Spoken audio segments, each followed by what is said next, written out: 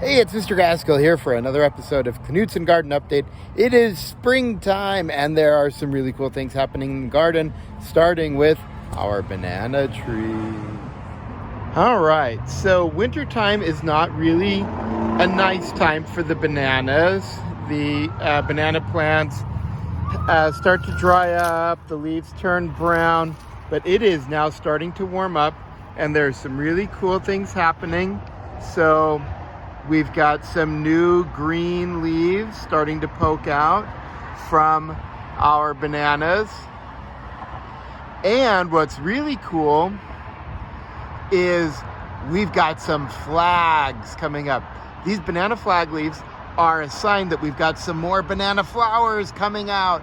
So if we look really closely, this is a flag leaf. And coming up out of it is the beginning of a new banana flower. So very exciting. We've got a banana flower coming up out of that stalk. And then we've got another one that we've noticed over here. We got a new banana flower coming out here, which means more banana fruits. So here's what the full-grown flower looks like. That's the male part at the bottom. And then coming up here toward the top, we have the actual banana fruits. These ones overwintered and doesn't look like they're dead. Hopefully as it starts to warm up, they will start to grow and fatten up and ripen. We've got a few more bananas over here on the other side. This banana bunch is our best bunch so far. They also overwintered, but they're looking pretty good. Hopefully, as it starts to warm up now, we'll start to get some more ripening, hopefully. And we got one other bunch here that, again, still green, still pretty small, but as we start to warm up, we hope we get to see some more life breathing into these so we can get some more bananas. All right, we've also got an update on the potatoes that we planted in our last episode. And as you can see, they are starting to sprout up. We've got some nice potato leaves coming up in the spots where we planted our potatoes. So this is very exciting. Over time, these leaves will grow up. They'll get this size and bigger. We'll mound up the soil around them so that we can get some more production out of these potato plants. It turns out that when you mound up, that's when you take soil and you push it up around the stalks of the potato plant as they grow, you actually get more potatoes being produced. It sends out more roots, and more roots means more potatoes. So very exciting. It'll be a few more months, probably in May, before these are ready to harvest, but it's nice to see our little green leaves coming up from the potatoes that we planted. So it's not just our potatoes and bananas that are starting to wake up and enjoy the new spring, warm spring weather.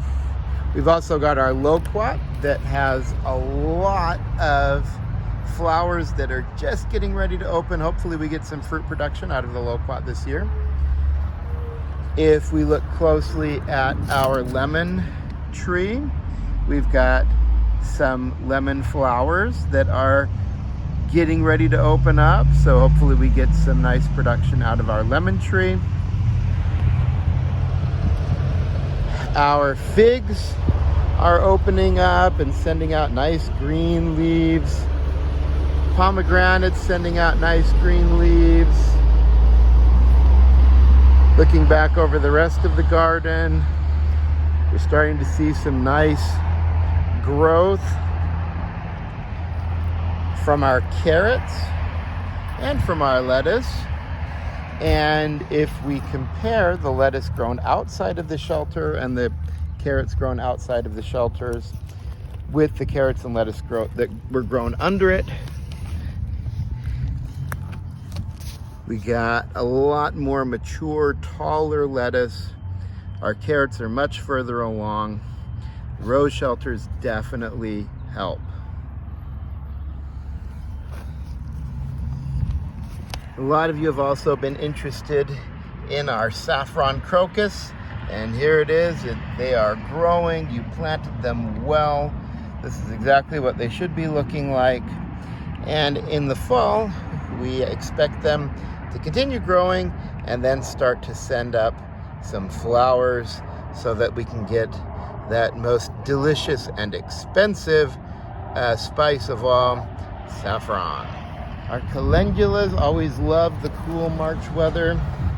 So we've got our calendulas opening up. Students have been enjoying the calendula flowers. They're good to eat and they're nice to look at. Radishes are looking good. Snap peas are looking great. Our apricots looking really good, although the cold weather really knocked off the flowers. I don't think we're going to get production out of the apricot tree this year, but that's okay. It's still only 2 years old, so we don't expect a lot of production in the first few years. If you look closely, our jujube is sending up some nice green leaves. Looking really nice there. And even our blackberry is starting to send out some new growth. It's starting to get happy. And hopefully by probably May, we'll start seeing some blackberry flowers, and then we'll have blackberries to eat. So really cool things happening in the garden right now. One of the things we're also doing with our calendulas, we actually pick the flowers and then we dry the petals out and put the petals in soap, and we'll show you some of that here. Calendula flowers are really good for soap. Not only do they have antimicrobial properties, but they also are able to keep their color. Most things you put in soap turn brown, but calendulas don't. Calendula petals are pretty good at holding their nice orange and yellow colors. So we add those to our soaps, and I'll show you a picture of that here. All right, so here are some of our dried calendula petals. They look very nice. They have this nice kind of golden orange color, and they withstand the sodium hydroxide pretty well when we're making soap.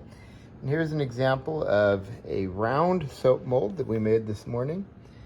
And you can see our little specks of calendula petals mixed in with that blue. Is there really enough antimicrobial properties, chemicals in the petals that we put in to make a difference? I don't know, probably not, but it looks nice. So that'll do it for another episode of the Knudson Garden Update. Stay safe, eat some good food, cross your fingers that our bananas make it through and ripen before the end of the school year. We'll talk to you soon.